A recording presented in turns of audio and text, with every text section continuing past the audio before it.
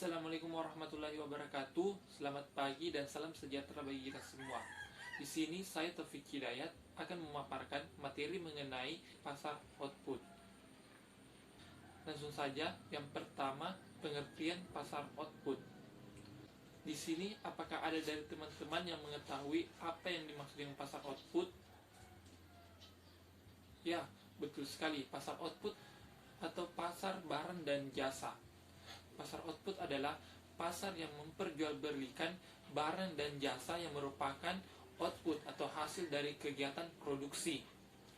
Ada dua macam dalam pasar output, pasar persaingan sempurna dan pasar persaingan tidak sempurna. Pasar persaingan sempurna adalah pasar yang memiliki sangat banyak pembeli dan penjual, sehingga secara perseorangan tidak mampu mempengaruhi harga pasar. Yang kedua, pasar persaingan tidak sempurna.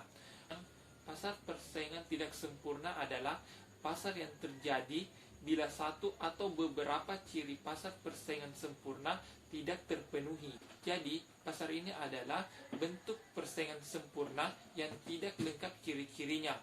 Ada beberapa bentuk pasar persaingan tidak sempurna, yakni pasar monopoli, pasar oligopoli, pasar persaingan monopolistik, pasar monopsoni, dan pasar oligopsoni. Yang pertama adalah pasar monopoli. Pasar monopoli adalah pasar yang dikuasai satu penjual, contohnya pasar listrik di Indonesia yang dikuasai oleh PT PLN, atau pasar layanan kereta api yang dikuasai oleh PT KAI. Ciri pasar monopoli, yang pertama, terdapat satu penjual. Yang kedua, harga ditentukan penjual atau monopoli. Yang ketiga, perusahaan sulit memasuki pasar dan konsumen tidak bisa pindah walaupun rugi. Yang keempat, bisa menimbulkan ketidakadilan atau kerugian bagi masyarakat. Yang kedua, pasar oligopoli.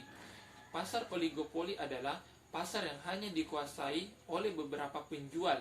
Namun, pasar ini sulit untuk dimasuki oleh para penjual baru yang ingin ikut berjualan dalam pasar tersebut.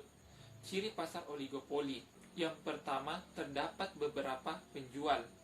Yang kedua, barang yang dijual bersifat homogen. Yang ketiga, sulit dimasuki oleh perusahaan baru. Yang keempat, membutuhkan peran iklan. Yang kelima, terdapat satu market leader. Yang keenam, harga jual tidak mudah berubah. Yang ketiga, pasar persaingan monopolistik. Pasar persaingan monopolistik adalah pasar yang bentuknya mendekati pasar persaingan sempurna dan mendekati pasar monopoli, sehingga disebut sebagai pasar persaingan monopolistik. Contohnya pasar pakaian dan pasar sepatu. Ciri-ciri pasar persaingan monopolistik, yang pertama, jumlah penjualan banyak tapi tidak sebanyak pada pasar persaingan sempurna. Yang kedua, barang yang dijual berbeda corak. Yang ketiga, penjual satu produsen harus aktif beriklan. Yang keempat, perusahaan baru lebih mudah masuk pasar. Selanjutnya, yang keempat, pasar monopsoni. Pasar monopsoni adalah pasar yang dikuasai satu pembeli saja, namun ada banyak penjual. Contohnya pasar sayur di daerah terpencil dan pasar susu sapi perah di daerah terpencil. Ciri-ciri pasar monopsoni. Yang pertama, hanya ada satu pembeli. Yang kedua, pembeli bukan konsumen, tapi pedagang atau produsen. Yang ketiga, barang yang dijual merupakan bahan mentah. Yang keempat, harga sangat ditentukan pembeli. Yang kelima, pasar oligopsoni. Pasar oligopsoni adalah pasar yang dikuasai oleh beberapa pembeli. Contohnya seperti pasar wortel di suatu desa dengan para penjual wortel yang banyak, tetapi pembelinya hanya sedikit. Ciri-ciri pasar oligopsoni. Yang pertama, terdapat beberapa pembeli. Yang kedua, pembeli bukan konsumen tapi pedagang atau produsen.